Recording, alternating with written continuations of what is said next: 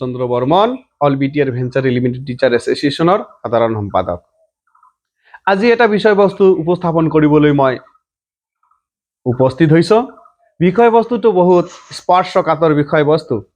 আজি আমাৰ বহুদিনৰ আন্দোলনৰ মূৰত অসম তথা আমাৰ বিটিআৰ চৰকাৰে বিটিআৰ চুক্তিৰ 6.3 নম্বৰ ক্লজ মতে আমাৰ প্ৰাদেশিক বিদ্যালয়সমূহক প্ৰাদেশিকৰণ কৰাৰ কাৰণে পদক্ষেপ গ্ৰহণ কৰিছে, তাক আমি সুস্বাগতম জনাইছোঁ।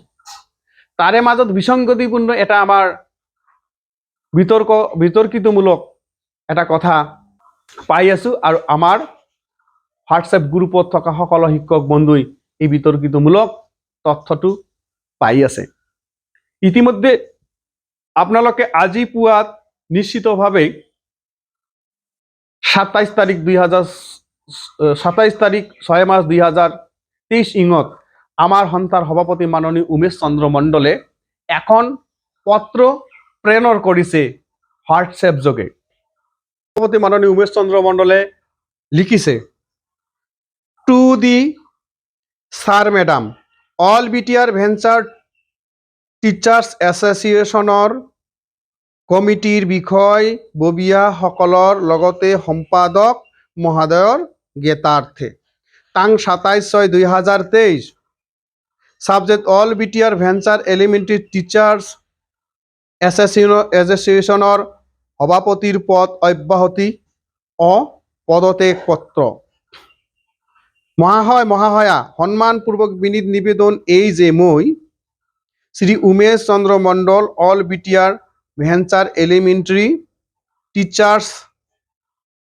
টিচাৰ্ছৰ সভাপতি হিচাপে নিজৰ গাঁঠিৰ ধন ভাঙি সন্থা চলাই গৈ আছিলোঁ। কিন্তু বৰ পৰিতাপৰ বিষয় যে আজিলৈকে সন্থাৰ পৰা মোক সহায় কৰা নাই, বৰঞ্চ মোক কাম কৰাত বিধি পথালি দিয়াৰ লগতে অনুমতি নোহোৱাকৈ নিজাববীয়াকৈ কিছুমান ব্যক্তিয়ে কাম কৰি থকা মোৰ দৃষ্টিগোচৰ হোৱাত মই অসন্তুষ্টি হৈ আজি নিজে সজ্ঞানে সুস্থ শৰীৰে এই পদত্যাগ পত্ৰ দাখিল কৰিলোঁ।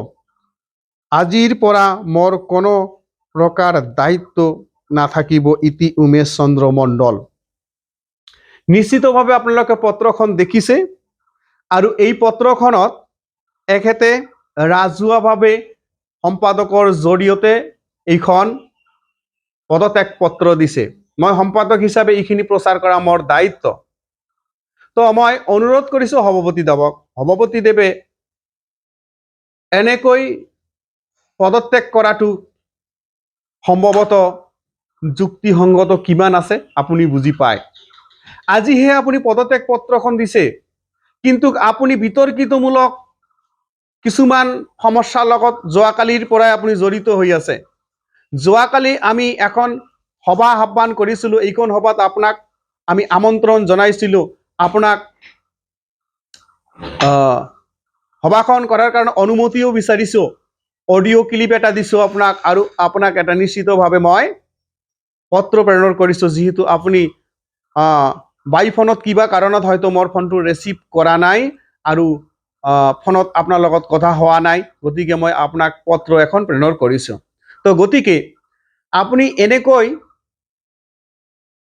হঠাতে যোৱাকালি আমাৰ সভাখন অনুষ্ঠিত হোৱাৰ আগমুহূৰ্তত আপুনি এখন নিশ্চিতভাৱে কোনো নতুন এখন কমিটিৰ উদ্যোক্তাসকলক আপুনি সংগতি ৰাখি আমাৰ প্ৰতিটো গ্ৰুপত আপুনি এখন মেছেজ চেণ্ড কৰিছিল, য'ত আহ্বায়ক হিচাপে 28জনলৈকে আহ্বায়ক সদস্যৰ নাম আপুনি ইনক্লুড কৰি এখন নতুন কমিটি গঠন কৰাৰ কাৰণে আপুনি উদ্যোগ লৈছে।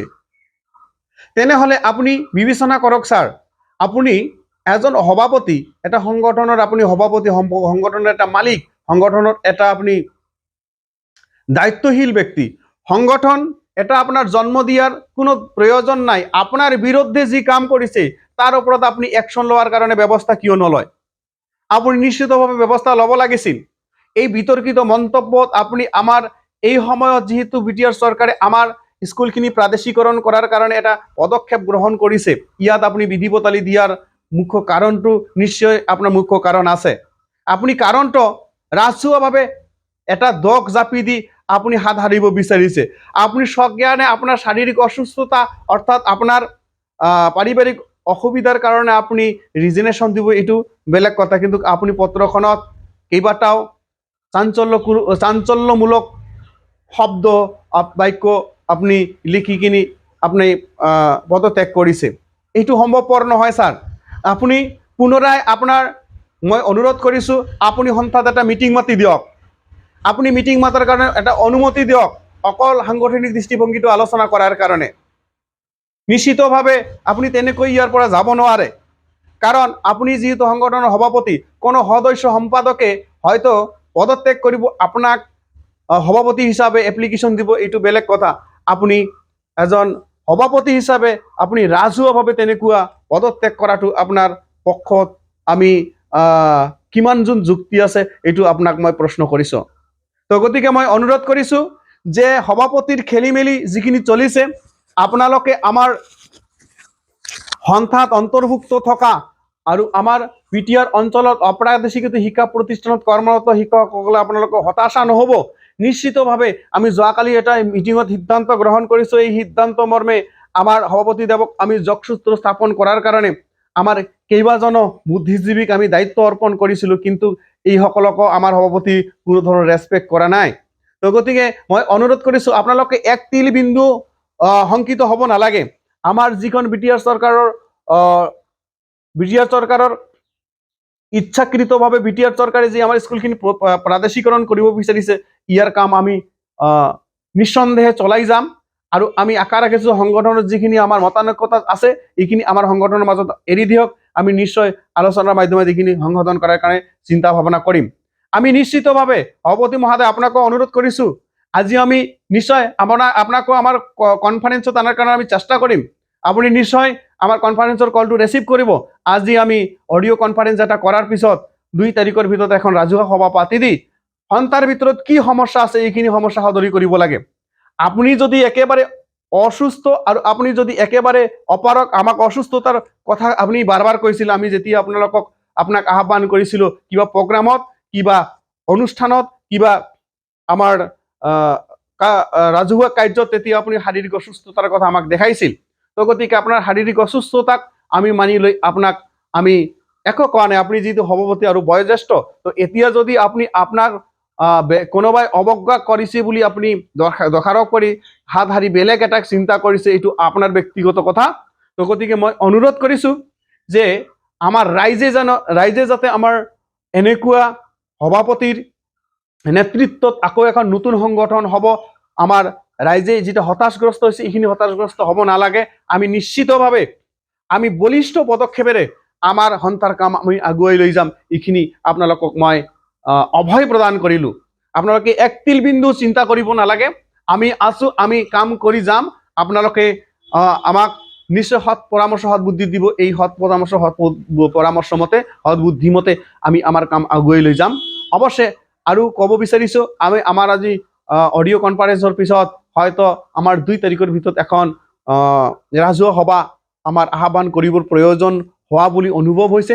আমি ৰাজহুৱা সভাখন মাতি দিলে আপোনালোকে উপস্থিত থাকিব বুলি মই অনুৰোধ জনাই আজিৰ উপস্থাপনৰ বিষয়বস্তু ইয়াতে সমাপ্ত কৰিছোঁ। নমস্কাৰ, ধন্যবাদ।